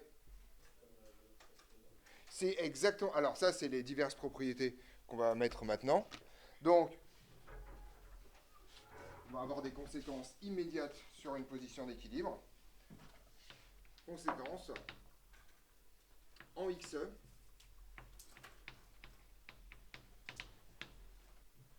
Alors, c'est pas ça, c'est plus exactement conséquence. Déjà, en xe, qu'est-ce qu'on peut dire de la somme des forces? Elle est nulle. Tout simplement parce que si la somme des forces n'était pas nulle, votre truc se mettrait à bouger puisqu'il y aurait une accélération non nulle. D'accord? Donc, en xe, la somme des forces, enfin, la résultante des forces extérieures, plus exactement, est égale à 0. Alors, c'est plutôt en xe et à v égale 0. D'accord? Prenons le cas du pendule. C'est où la position d'équilibre d'un pendule? C'est en bas. Petite remarque, quand vous oscillez, vous passez donc par la position d'équilibre très régulièrement. D'accord? Mais la somme des forces n'est pas nulle quand vous y passez. D'accord? Parce que vous y passez avec une vitesse non nulle dans ces histoires-là, donc il peut y avoir des frottements, il peut y avoir plein de choses. Ok? Par contre, quand vous le posez, c'est ça. Donc, en xe et à v égale 0, la somme des forces extérieures vaut 0. J'ai vu une main? Alors, Perdure dans son immobilité. D'accord. Deuxième chose, où j'en suis? Deuxième chose, effectivement, comme Mohamed a très justement rappelé, x est une solution constante de l'équation différentielle du mouvement. Vous voyez que je parle d'une solution constante, on a vu dans l'exemple de tout à l'heure qu'il pouvait y avoir une infinité des solutions constantes. xe est une solution constante de l'équation du mouvement. Donc effectivement, là on voit qu'on a toute cette espèce d'univers de vocabulaire, valeur stationnaire, valeur d'équilibre, solution constante de l'équodif, tout ça c'est littéralement la même bestiole. Ouais. Est-ce que dire qu'un mouvement est unidimensionnel, ça veut dire aussi qu'il existe un plan tel que le mouvement est plus Pas forcément. rectiligne? Pas forcément, tu vois, par exemple, si tu te déplaces sur une hélice, c'est un mouvement unidimensionnel parce que la donnée de θ te donne l'intégralité de la position à chaque fois, mais c'est un mouvement tridimensionnel celui-là. Alors après, effectivement, je suis même pas sûr qu'il y ait des théorèmes du genre que tu puisses déplier forcément la trajectoire ou un truc comme ça. Je suis même pas sûr qu'il y ait ce genre de truc. En gros, que tu puisses trouver une topologie particulière de telle sorte que la trajectoire s'arrête finie. D'accord. Donc, je suis même pas sûr que ça marche. Ça, faut demander aux matheux, ça, c'est des problèmes de matheux. On est d'accord? Ok, on est parti. Ça, c'est vos deux premières propriétés. Celle-là d'un point de vue mathématique, parce que celle-là vous croiserez après, d'accord? Et celle-là d'un point de vue strictement physique. Alors ensuite, il y a une propriété à rajouter, si je ne me trompe pas, c'est ça. Une position d'équilibre. Donc une position d'équilibre, ça vous raconte juste que si vous posez votre système là, il ne bouge pas. Ensuite, vous avez une caractéristique, c'est la stabilité. Une position d'équilibre, elle est dite stable si en fait, lorsque le système est un tout petit peu perturbé, il va revenir vers la position d'équilibre. D'accord?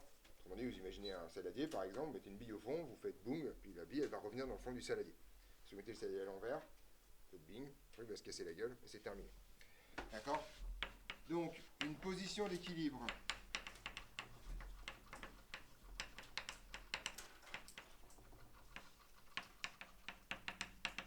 est dite stable si et seulement si le système y revient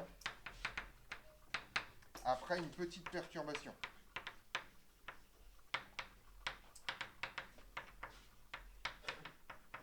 Une petite perturbation. Si vous mettez une bille au fond d'un saladier et que vous balancez une bombe nucléaire dedans, oui, il ne va pas y revenir. D'accord? Petite perturbation. Juste, vous n'envoyez pas le truc à l'autre bout de l'univers. D'accord? Juste un petit pouillou. Okay. Donc le mot petit est important dans ces histoires. D'accord? Sinon, pas grand-chose n'est stable dans cette histoire. Dans le cas contraire, je l'écris que dans le cas contraire, elle est instable ou... Ouais, quand même, on va l'écrire, mais bon, voilà. Là, c'est du français, quoi. Dans le cas contraire, elle est dite instable. Alors, pour celles et ceux qui se posent la question, si jamais j'ai un récipient qui est comme ça, ça va être stable, instable.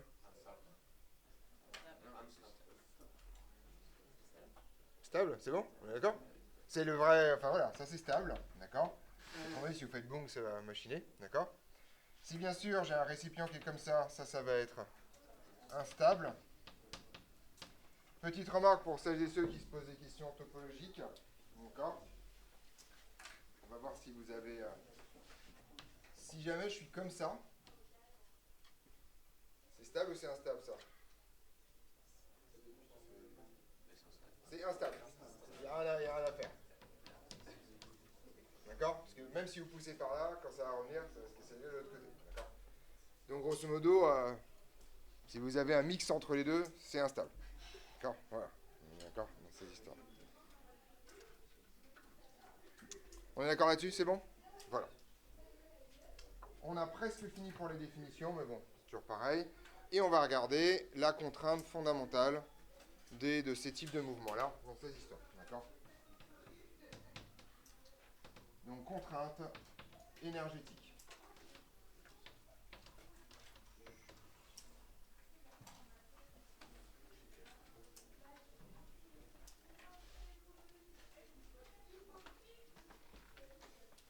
On est clair là-dessus? Alors, ça vous allez voir, c'est un truc extrêmement fort, c'est très très très puissant comme histoire. Et à la fois c'est tout con, moi j'adore ce genre de truc. Quand c'est à la fois tout con et qu'on peut en déduire plein de choses, c'est toujours très fort. on a un mouvement unidimensionnel conservatif, d'accord? Donc, on peut écrire pour ce système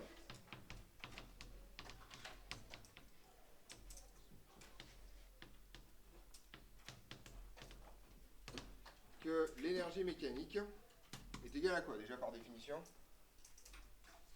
C'est quoi la définition de l'énergie mécanique?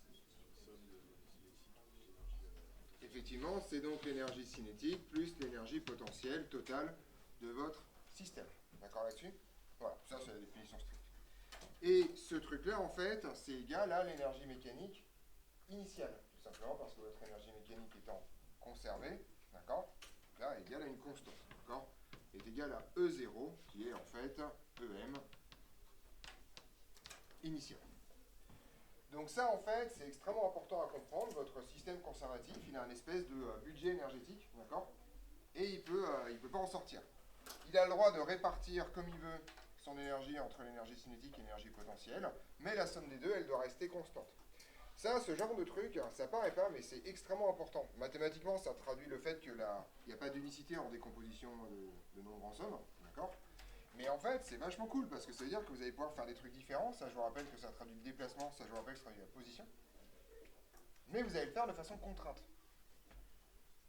C'est un truc fort, ça, en fait. Hein. Ça paraît pas, c'est con, hein, ça a l'air débile écrit comme ça. Mais en fait, c'est une contrainte hyper forte.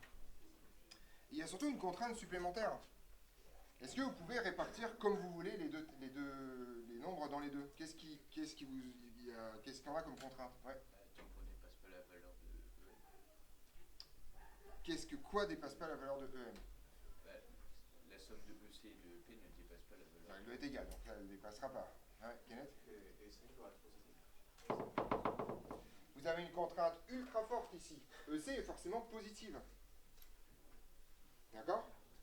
Donc, c'est pas comme de nombres réels quelconques, vous pouvez pas faire ce que vous voulez, parce que sinon, si les deux pouvaient être EC, EP, on fait ce qu'on veut. Mais si par exemple EC peut être négatif, vous pouvez monter EP autant que vous voulez, et vous faites plonger EC de telle sorte que la somme des deux soit égale à E0. Sauf que manque de chance, EC à un moment donné ne peut pas vivre à crédit, d'accord? C'est ça le problème, vous pouvez pas littéralement faire sortir ça. Petite remarque pour celles et ceux qui aiment bien les jeux d'argent, en particulier les casinos, c'est comme ça que le casino gagne. La somme d'argent complète entre la vôtre et celle du casino, elle est constante, sauf que vous n'avez pas le droit de descendre en dessous de 0. Donc lui, il s'en fout. D'accord. Voilà. Donc à un moment donné, Sproch, vous tombez par terre. C'est la même logique. Ouais. Est-ce que, par exemple, on va dire l'énergie mécanique c'est 10, EC il a 11, que EC il a Moins 1, sans problème. Du coup, EC peut dépasser. EC peut dépasser l'énergie mécanique sans problème majeur, à partir du moment où l'énergie potentielle est négative, ça pose pas de problème. Par contre, dans l'autre sens, l'énergie potentielle ne peut jamais dépasser l'énergie mécanique. Ouais. Et pour les jeux d'argent, hormis le fait que l'espérance ne va être pas à 0 et qu'ils soient C'est-à-dire que même si les jeux étaient complètement 50. même si les jeux étaient complètement équilibrés, tu finirais par perdre à cause du fait que dans les fluctuations, il y a un des deux joueurs qui est pas bon. C'est le principe du poker de manière générale. Hein. Les riches gagnent au bout d'un certain temps. Statistiquement. D'ailleurs, c'est pour ça qu'il ne faut pas jouer au jeu d'argent pour des pauvres. Quoi. C'est un peu le principe. Hein. En fait, en vrai. C'est le problème de la martingale de manière très générale. Tu as des grandes fluctuations, mais à un moment donné, si ta fluctuation te ramène trop vers le bas, il faut pouvoir doubler quoi qu'il arrive. Voilà.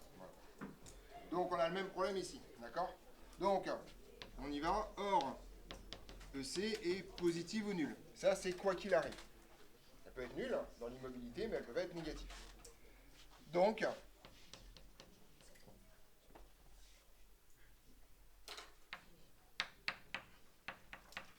EP est structurellement inférieur à E0. Ça, c'est votre contrainte ultra forte. Or, EP dépend de quoi? Si vous vous souvenez du cours d'hier, EP dépend du temps, de l'espace, c'est quoi le truc? Hein? Ouais, bah, pas forcément de Z ascendant. On a fait un cours hier sur le fait qu'il n'y a pas que Z ascendant dans l'énergie potentielle. Ouais. Ça dépend de l'espace, d'accord? Donc EP est une fonction de l'espace. Donc ceci vous raconte la chose suivante. Votre système ne pourra atteindre que des positions qui respectent ça. Ces positions-là portent un nom, s'appellent les positions accessibles. l'ensemble des positions accessibles du système et l'ensemble des positions qui vérifient que EP de x est inférieur ou égal à E0. Toutes les positions qui ne vérifient pas ça sont inatteignables par le système par contrainte énergétique forte. Quel que soit le temps que vous y mettez, c'est pas la question. Juste, vous n'y arriverez pas. D'accord? Voilà l'idée. Donc,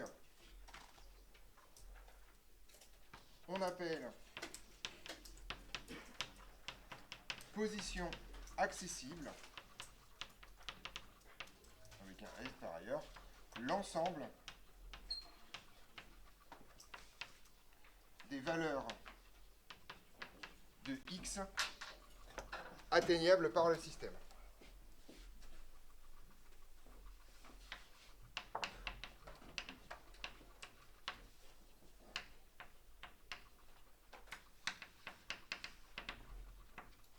Et le théorème de base, c'est que l'ensemble des positions accessibles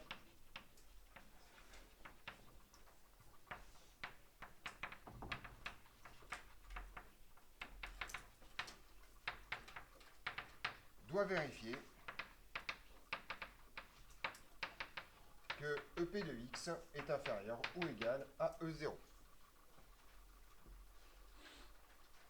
Super.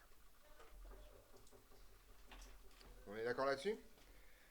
Maintenant, on va aller encore plus loin. Imaginons un système qui se balade, d'accord? Donc, il passe sa vie à transférer de l'énergie cinétique à l'énergie potentielle. D'accord? Imaginons qu'il est dans une phase où il est en train de transférer de l'énergie cinétique vers l'énergie potentielle. Son énergie cinétique est en train de diminuer, son énergie potentielle est en train de monter. D'accord? À un moment donné, vous allez atteindre un point où l'énergie potentielle vaut exactement l'énergie mécanique. Qu'est-ce qui se passe à ce moment-là sur l'énergie cinétique? Elle vaut 0. D'accord? Donc le système est en train d'avancer comme ça, et tout d'un coup, il arrive à une vitesse nulle. Qu'est-ce qu'il va faire le système? Il peut continuer? Après, non, il va faire demi-tour. D'accord? Il va reprendre la vitesse, mais dans l'autre sens. Ok? Donc, là, ça vous donne un truc extrêmement intéressant. On va appeler point de rebroussement l'ensemble des points tels que EP est égal à E0. Ce qu'on appelle un point de rebroussement. C'est vraiment parce que le système, quand il va se cogner là, ben, il n'a pas d'autre choix que de faire demi-tour. Voilà l'idée.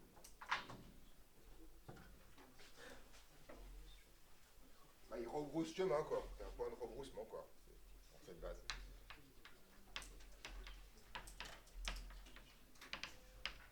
On appelle point de rebroussement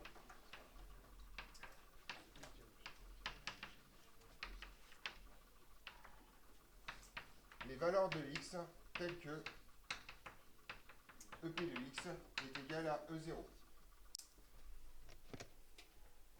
Et propriété, et où la vitesse vaut forcément 0. Oui, je t'écoute, Samy. Imaginons, il y a une pente comme ça, Ouais. et qu'on néglige tous les frottements. Mm.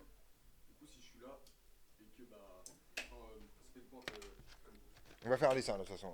Mais je vais le faire avec eux parce que c'est la suite du cours, donc on va le faire ensemble. Du coup, ça veut dire que pour passer la pente, je suis obligé de mettre une toute petite impulsion. On va vraiment... Là, on va faire un dessin complet là-dessus. D'accord? Je réponds à ta question en faisant ça. Imaginons que donc, ça c'est mon paramètre x, d'accord? Et je trace donc mon énergie potentielle. Je vais d'abord prendre la situation de Samy, d'accord? Et je vais dire, ok, imaginons donc que j'ai, je sais pas, mon énergie potentielle va avoir cette tronche-là, par exemple, d'accord? Voilà. Imaginons que je fasse ça. Okay. Alors, petite remarque, si vous imaginez que x est l'altitude et que la seule force conservative c'est la gravitation, ça c'est la forme du sol. Enfin, plutôt, x c'est la truc horizontale, enfin grosso modo ça pourrait être la forme du sol globalement. Et ça ce serait la hauteur, parce que l'énergie potentielle est proportionnelle à la hauteur. On est d'accord? Donc vraiment, si vous ne comprenez pas cette histoire de P en fonction de x, dites-vous, bah en fait ça c'est comme si j'avais une route qui avait cette tronche là, quoi. Et je fais rouler une bille dedans. Donc maintenant, on va comprendre ce qui se passe. Imaginons que E0 est comme ça.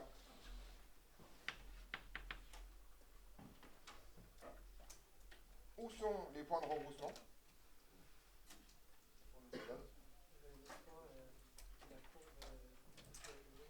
Exactement. Donc ici et ici, vous avez des points de rebroussement.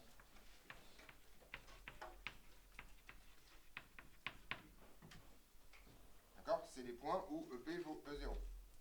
Qu'est-ce qui t'arrive, lui? Qu'est-ce que j'ai fait? Oh merde, qu'est-ce que j'ai fait? Mais dites-moi quand je fais des trucs comme ça qui vont pas du tout. C'est rebroussé, hein, c'est pas un P, hein. C'est un B.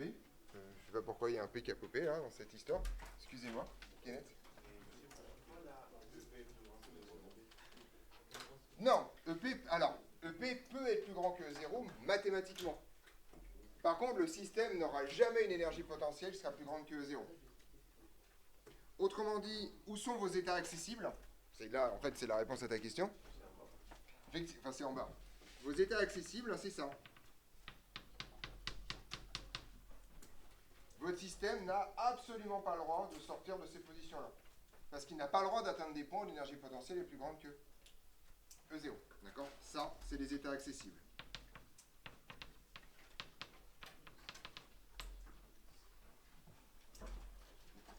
Oui, déjà. Est-ce que si E0 il est au niveau du sommet, Lequel? Celui-là? celui-là à droite, Ouais. est-ce que la vie elle peut s'arrêter Alors en fait, oui mais non. On va là c'est un truc subtil. Grosso modo, si E0 tombe pile poil sur une position d'équilibre instable, alors en fait tu peux prouver qu'elle va mettre un temps infini à y arriver. Voilà, mais là ça se voit pas sur le graphique, c'est juste un détail supplémentaire. Autrement dit, quand tu as un pendule comme ça avec une tige, tu peux jamais trouver la vitesse pile poil qui va l'amener pile poil en haut. En fait, ça marche pas, ça n'existe pas. Donc tu seras forcément soit en train de faire des tours, soit à un moment donné, là quand à un moment donné, les frottements vont faire en sorte que tu vas perdre un peu. Parce que une fois j'avais vu un truc, c'était un manège où il s'était plus poil arrêté. Oui, mais ça, tu verrouilles. Enfin, ça roule pile poil en haut par contrôle. Hein.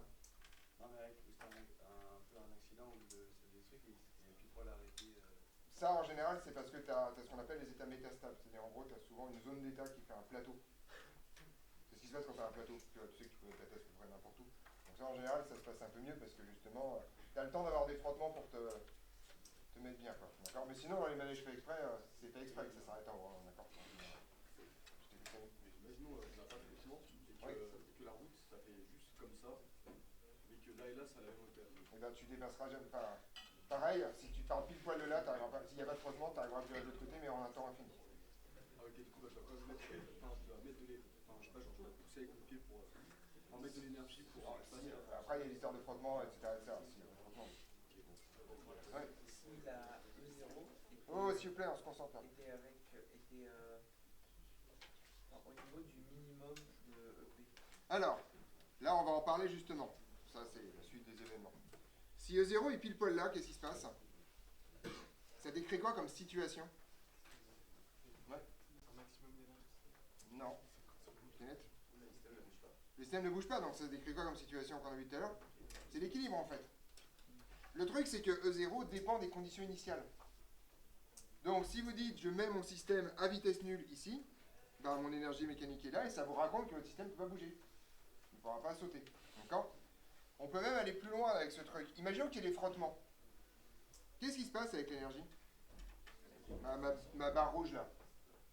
Elle descend en fait. Et donc ça vous raconte le comportement d'une bille dans une cuve. Plus vous allez faire des mouvements, plus votre courbe rouge là, enfin votre droite rouge, elle va descendre, plus vos points de rebroussement vont être bas, jusqu'à ce que, ping, vous vous cognez sur l'équilibre, etc. etc. Camille, c'est à moi que tu poses des questions. E0, c'est l'énergie mécanique totale. au début. Oui, au début. Ouais, c'est une constante. Alors c'est une constante si tu es dans un mouvement conservatif. Mais si jamais il y a des frottements, ça descend. Oui. Là, il n'y a pas les frottements. L'énergie potentielle n'existe pas sur les frottements. L'effet des frottements, ça va être une descente graduelle, plus ou moins rapide, de la valeur de 0. On ne peut pas le représenter puisque les frottements ne participent pas à l'énergie potentielle de manière générale. Je t'écoute. Si on suppose qu'on peut dépasser les points de rebroussement, Oui. est-ce que ça voudrait dire qu'il y aura un apport d'énergie illimité? Bah, en fait, si tu apportes de l'énergie, ça veut dire que E0 monte, donc tu ne dépasses pas les points de rebroussement. C'est juste les points de rebroussement qui ont bougé. Tu peux pas dépasser les points de rebroussement, sinon ça donne une énergie cinétique négative. Et ça, comme j'ai dit hier, il faut une vitesse quand même imaginaire pure dans ce cas-là, ce qui physiquement est un peu étrange quand même. Mais bon, on y passe après. Hein, voilà. Ouais. Pourquoi est-ce qu'il y a aussi d'avoir des accessibles en dessous de... Tout simplement parce que tu ne peux pas préparer ton système en dessous. imagine, je dis, ok, mon énergie mécanique, elle est là. Ça veut dire que je suis quelque part sur la courbe d'énergie potentielle, et que si j'ajoute l'énergie cinétique à ça, ça me donne l'énergie mécanique. Donc ça veut dire que j'ai préparé mon système avec une énergie cinétique négative, chose que je ne sais pas faire. Bah, ton système, il a forcément une énergie potentielle qui est sur la courbe. D'accord? L'énergie cinétique à n'importe quel moment, c'est la différence entre le truc rouge, ici, là, ça c'est ton énergie cinétique. Si ton énergie mécanique est en dessous, ça signifie qu'à un moment donné, tu as une énergie... ton système est bien quelque part. Donc il a bien une valeur d'énergie potentielle qui est là. Si l'énergie mécanique est en dessous, ça veut dire que l'énergie cinétique est négative. Mais je comprends pourquoi les taxis, ça joue pas être pourquoi les taxis, pourtant vous arrêtez à la... Mais parce que c'est un ensemble de valeurs qui m'arrête au point de rebroussement. Ah ok, non mais Sinon, c'est effectivement... Alors, oui, qu'on se comprenne bien sur ce graphique, les états accessibles, là j'ai pris les valeurs de X, d'accord? Mais effectivement, les états accessibles, c'est, si vous voulez, c'est... Grosso modo, c'est toute cette partie-là, mais ça, c'est pas des états, c'est la valeur de l'énergie potentielle. Voilà, d'accord. Oui. Et si on monte de 0 et qu'il y a un seul point de rebroussement? Alors, c'est ce qu'on verra vendredi. Si vos étaliers sont dans un intervalle qui est borné, si vos états accessibles sont dans un intervalle qui est borné, ça s'appelle des étaliers. Autrement dit, vous êtes attaché, et en fait, et ça c'est hyper... Je ne sais pas si vous vous rendez compte, on n'a pas fait aucun calcul, on a juste tracé la gueule de l'énergie potentielle. D'accord? Là, grosso modo, ce qu'on va réussir à prévoir, c'est que si on a effectivement 2 points de rebroussement, autrement dit, si vos états accessibles sont dans un intervalle qui est borné, ça s'appelle des étaliers. Ça s'appelle un étalier. Autrement dit, votre système est contraint de se balader autour d'une position, parce que c'est forcément autour d'une position d'équilibre stable, d'accord? Parce que là, on comprend la stabilité et l'instabilité. Ça, c'est une position d'équilibre stable, ça, c'est une position d'équilibre instable. Et le pire dans cette histoire, c'est que comme grosso modo tout ceci est conservatif, tu sais donc que tu vas avoir un mouvement oscillant, et tu sais que tu vas avoir un mouvement périodique. Parce que grosso modo, à n'importe quel endroit, tu retrouves la même vitesse et la même position. Donc rien qu'en dessinant l'énergie potentielle et en traçant la valeur de l'énergie mécanique, vous savez si vous avez un mouvement, et s'il est lié, c'est un mouvement obligatoirement borné, périodique, autour de la valeur d'équilibre. Si jamais au contraire vous êtes là, vous avez ce qu'on appelle un état de diffusion, d'accord? Et votre système ne reviendra jamais. D'accord? Puisqu'il va partir et puis il va se balader au loin tant qu'il ne retrouve pas un nouveau point de rebroussement. Si vous rencontrez un nouveau point de rebroussement, il va faire le chemin dans l'autre sens, et ceci de façon périodique tant que vous n'avez pas de frottement. Si vous avez des frottements qui descendent, vous avez un mouvement pseudo-périodique. Si ça descend trop vite, vous avez un mouvement apériodique. Là, vous n'avez pas le temps de recroiser le point de rebroussement. Tout est écrit dessus. Ça, c'est d'une puissance extrême, ce truc. Il n'y a rien, c'est vide en termes de base, mais c'est incroyable en termes de prédiction. Vous êtes en récréation, je vous rappelle. On se voit dans un quart d'heure pour la suite en cours d'info.